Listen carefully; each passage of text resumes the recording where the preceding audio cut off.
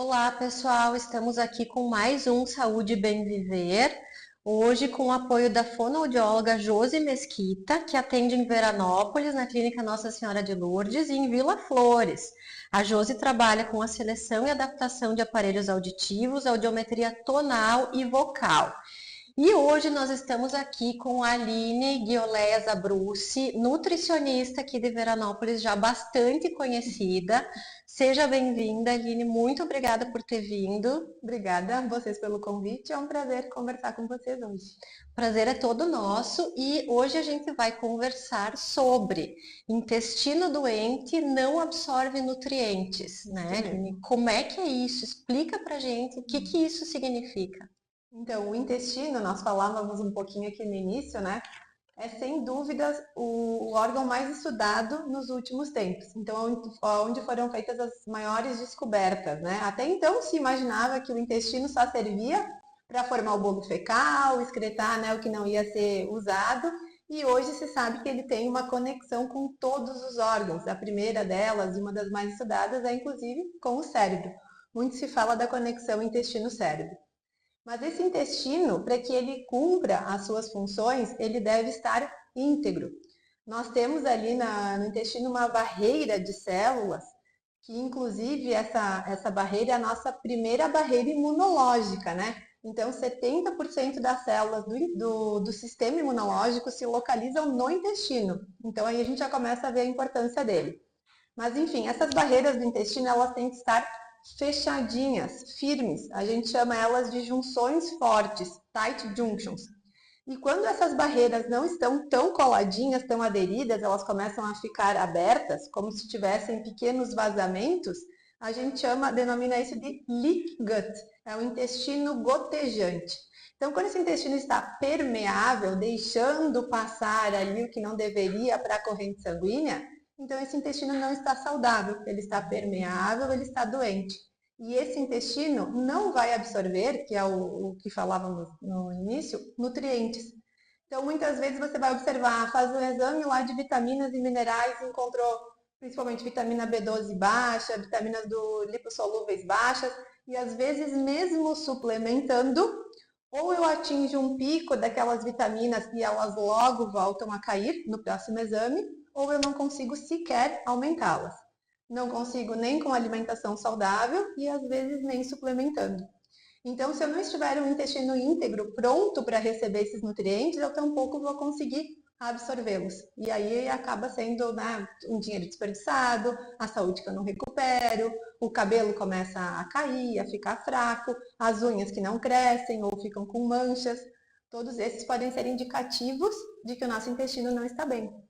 Interessante isso, né, Aline? Porque a gente escuta no senso comum, tô repondo vitaminas, tô repondo sais minerais, e a pessoa mesmo assim não consegue ter o que deveria.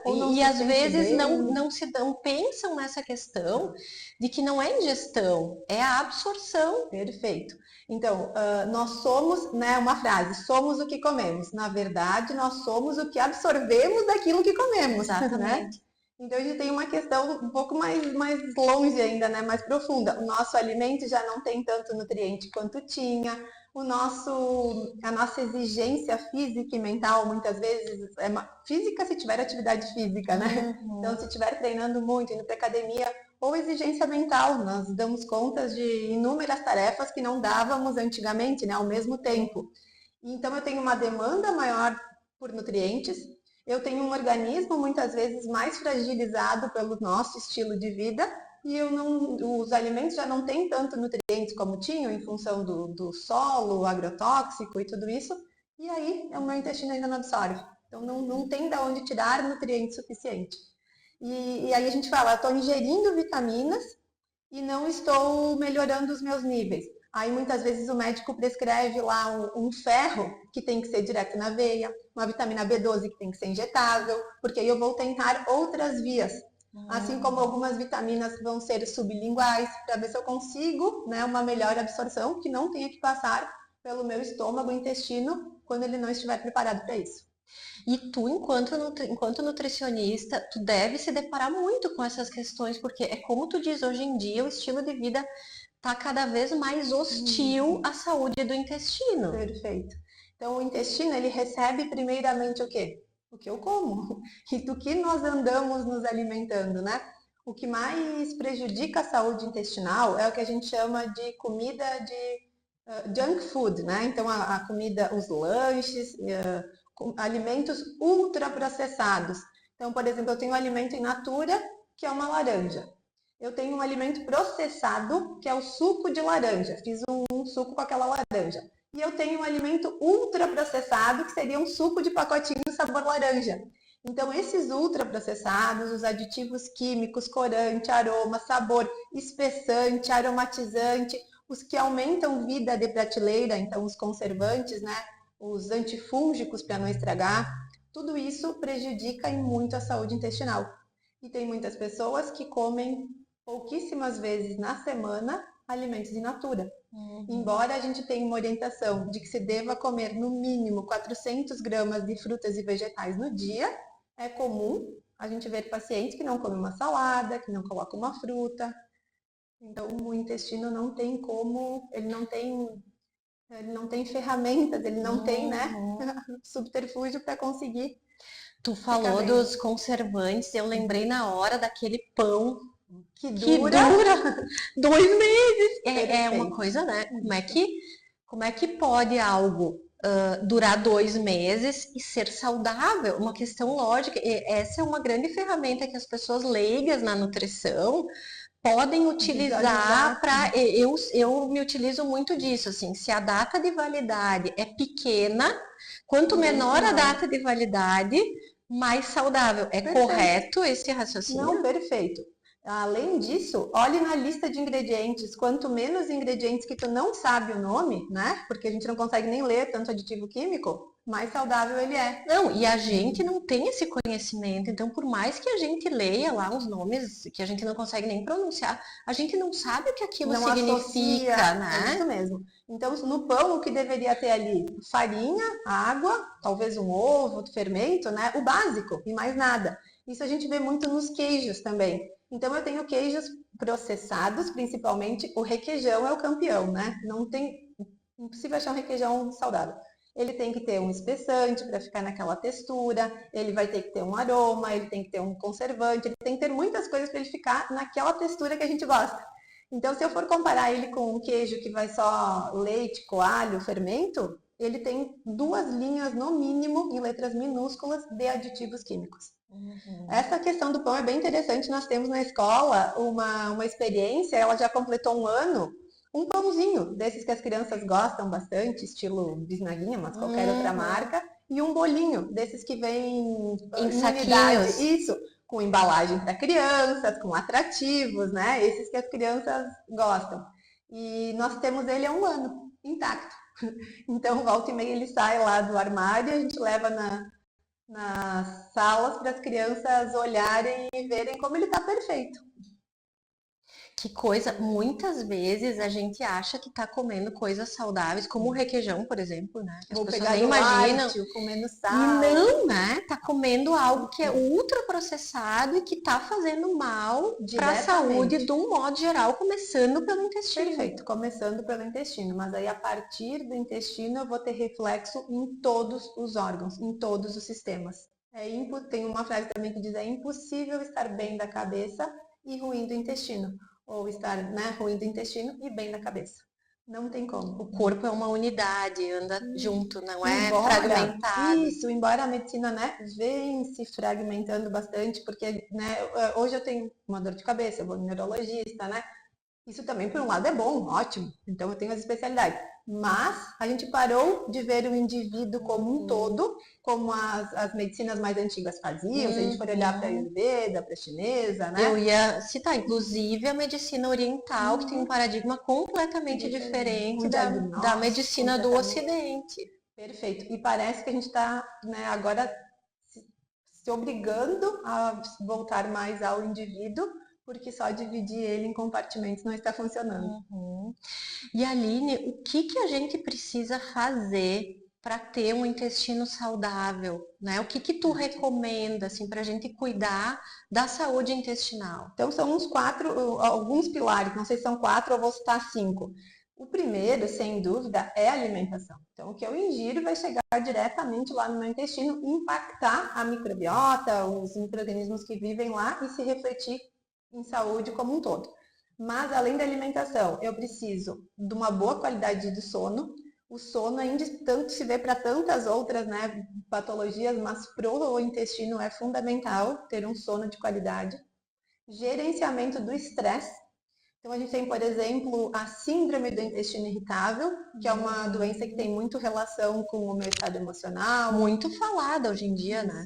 E não é uma doença de diagnóstico visível, eu não tenho um exame que diagnostique, então vai da conversa clínica, né?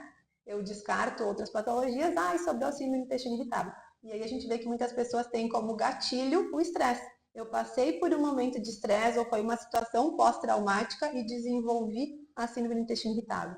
Então, alimentação, gerenciamento do sono de qualidade, gerenciamento do estresse, atividade física.